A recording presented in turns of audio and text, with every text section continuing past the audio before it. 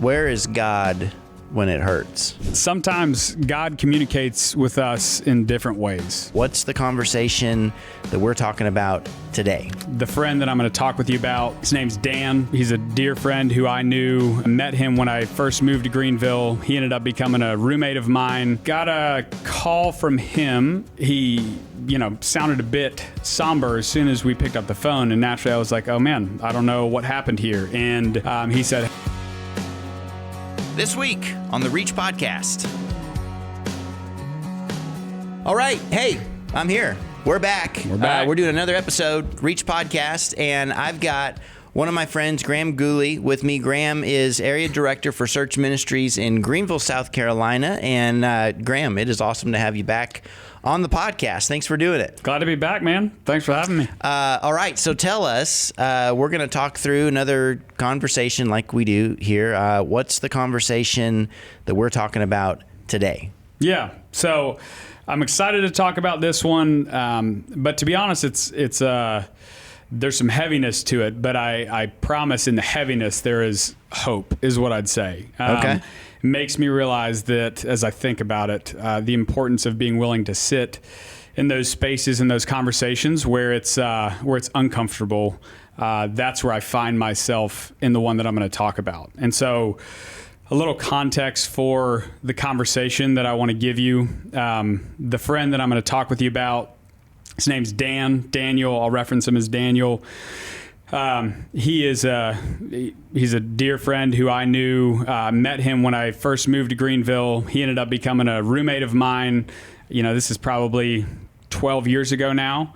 And during that time, we had a lot of good times together. His interest in things spiritual or faith-oriented were definitely not at their peak by any stretch. And it was always pretty vague where he stood in regards to God and his faith. If anything, he would have maybe said that God is real. Would he say that he's following Jesus and he's given his life to him? No. And so over time, Daniel stayed involved with Search and what we were doing in Greenville. I mean, really, it was just a group of guys that continued to invite him into spaces where we were having meaningful discussions. He came to some forums. He went on trips where we would just interject. Thoughtful conversations into spaces that were very comfortable for him. And so I just watched over time him continue to lean in more and more to this idea of God being a personal God who desired to know him. And so ended up, Daniel came to faith, and I actually was able to marry him and his wife, Katie. And that was just a treat for me. And then he ended up getting baptized I think it was probably a year or two into their marriage. They had a daughter together, and this story is going to pick up where he and his wife, they became pregnant with twin boys. Okay. And so that's a little bit of the background with him. And the conversation I'm going to jump into starts with an initial phone call that I got from him. So got a call from him, or I may have given him the call, but called him up because I wanted to check in on the health of his boys. I knew that there were some potential complications, but there was no real sense of urgency to it. But I was praying for him, thinking about him, and I just reached out at random and said, hey, buddy, I just wanted to hear how you're doing.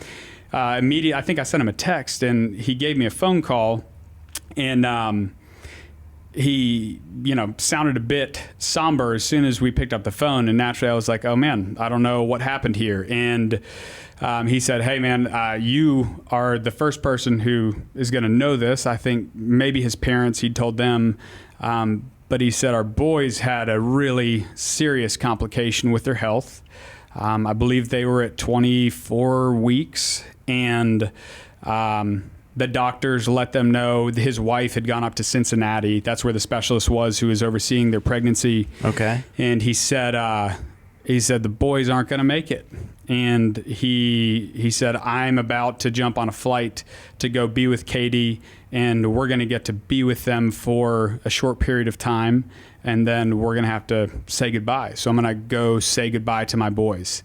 as you can imagine, that was just as heartbreaking as a phone call as probably I've received in, I don't know how long. And he did tell me, though, that the boys, on that phone call, he said, the boys, we gave them names, and the boys' names are James and John.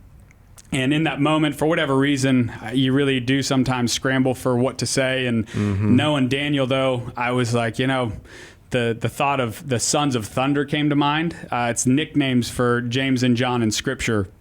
These brothers, these disciples that Jesus had. And I said, Daniel, I just want to let you know, I think you'd appreciate this. These were the nicknames of these two boys. I didn't know these were the names of your sons. So for whatever that's worth, I think you'd appreciate it. And I just tried to give him encouragement about the meaning of, the names that he gave his sons. He was like, man, I didn't know that. Thanks for sharing it. Love it. Because he's just kind of one of those guys who'd be like, oh, yeah, Sons of Thunder. Like, I'm in on that. Yeah. So we hang up, and the next day I get a call from Daniel, and I didn't expect it. I think I'd sent him, it was actually a text, I think, with a little bit more context for the Sons of Thunder, letting them know that I was praying for them. And he had shared that with his wife about the names of the boys, and he calls me up, and he has like in a weird, however weird this sounds, he wanted to like talk. And I was just thinking, man, he's probably just said goodbye to his boys. And he was like, hey, can I tell you a story? And he said, the doctors today, they came in and they wheeled our boys out. He said, Katie and I had some time with them.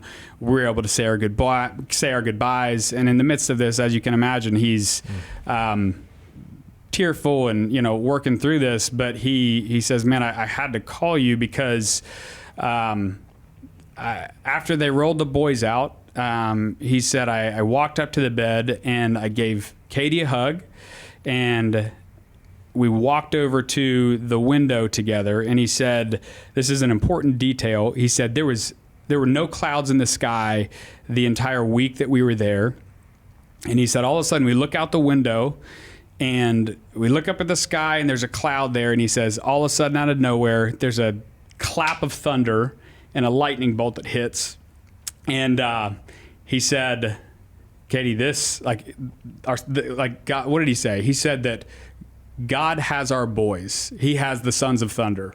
And so for him, in that moment, wherever you stand on this and how God speaks or doesn't speak, for me to hear my friend Daniel express in the midst of his deepest hurt a hope that God gave him through what I would call a supernatural moment, a clap of thunder at just the right time that gave him and his wife a sense of peace that God had his boys, that there was a personal God who was overseeing his life, who was going to take care of these boys that he had just lost in this world.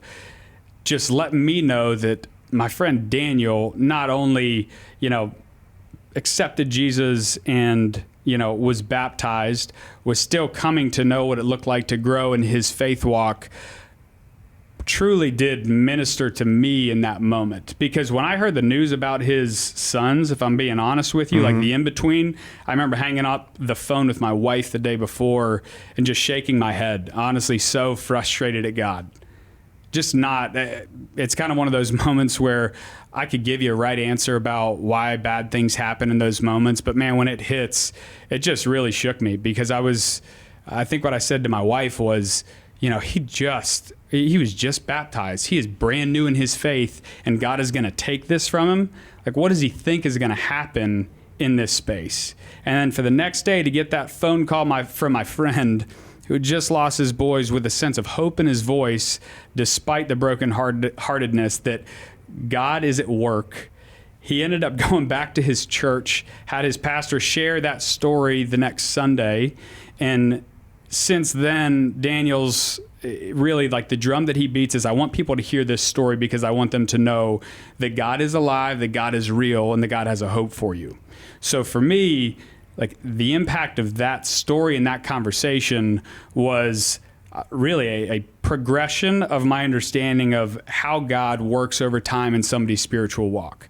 I had an idea of what I thought, hey, he's really come to a sincere point in his faith where, the launch point for the next step should be something like 2 healthy boys coming into the world. Yet God allowed these boys to not make it full term and took this, I don't want to say took this from them, but allowed that to happen to them. And for it to not, in my mind, I had a picture of how it should have rolled out. And God had a completely different idea in mind for how he was going to stir DB's heart and Katie's heart, Daniel, sorry, my friend, he goes by DB as well, but to stir Daniel's heart toward him, to depend on God in the midst of his most broken state, is just this, again, how God often works. He's like, I'm going to do this in a completely different way than you would have imagined.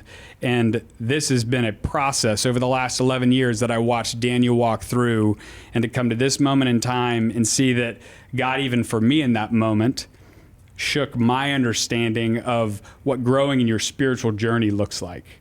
For me, I had to sit with that and sit with how God used that to be something that is now ministered to other people that Daniel could not have done apart from that. So that's really the message that I would say I want somebody to take from a horrible situation. I'm not trying to make it sound like it was good that he lost his boys. Like that, I want that to be crystal clear. However, I do believe that the heart posture Daniel had toward God in that space allowed that to be something that is being redeemed and is not going to be a death that had no purpose. And it was a gift for me to be involved in a phone call that otherwise, if you write that down on paper, it's like, please God, don't put me in that situation. He allowed me to be in that space with somebody that really continued to expand and grow my view of how God works in somebody's spiritual walk, that oftentimes I have an idea of how it should look, yet he has a completely different way of walking that out. Hey everybody, I wanted to take a moment and let you know that the Reach podcast is brought to you by Search, a ministry dedicated to sharing Jesus through friendships and conversations for nearly 50 years. Learn more or get involved at searchnational.org. Completely, usually very different than we would do it, right? Thank you for sharing that. And, it just strikes me, man, listening. One of the things that we talk about all the time here is relationships, right? And the importance of relationships with people. And we particularly are interested in relationships with people who we don't think know the Lord yet, right? Right. We do a lot of work trying to help, give people a sense of that they can have those kind of conversations too. This is beyond that. This is really a great story in the sense of it's showing that you were walking with Daniel for a very long time and your relationship is still there. Like you're still buddies. So long beyond when he said yes to Jesus, long beyond all of that kind of stuff, you're still friends because you're actually friends because right. You were friends before all of that stuff. And I think that's really some of the beauty in what you've shared, and I'm sure got a special place in his life, not only because of just your friendship and what has happened over the years, but even from these kind of sensitive moments that sometimes God allows us to be part of with our friends' lives, and that's why we're there sometimes. So. And I'd say this to your point about walking with somebody in relationship. You pray for that person. You hope that you get to be a part of certain conversations, maybe expect to be a part of certain conversations in regards to this person's faith walk, that, I'm going to be there that day. I'm going to be the one who gets to help instigate his coming to Jesus moment. The truth is, I actually wasn't there for that, and I didn't get to be a part of that. There were other people involved in his life with the same intent and same heart. That is just that reminder that, man, be intentional, love the person for where they are, without the expectation that this somehow has to be either about you or you deserve some space in it. it's a check on the heart to say, God, I just want you to work in their life, whether I am involved in the moment of coming to faith or not. I want to be an invested person in their life from start to finish, if that's possible. And so the sincerity in relationship, I think, is what keeps you in the conversation and allows you to experience things that really you wouldn't want to script out. But you're so thankful that God invites you back into in somebody's life when you least expect it. Yeah, no doubt, man. All right, land the plane. You said a whole lot, but just kind of summarize one takeaway you'd want everybody to know. One takeaway that I would want people listening to this, watching this to know is be in it for the long haul with people. Be invested in the hearts of the person in front of you, and really trust God in the workings that he's doing in somebody's life. Don't allow your expectations of how things should go to get in the way of you enjoying and appreciating the person for wherever they are in their journey.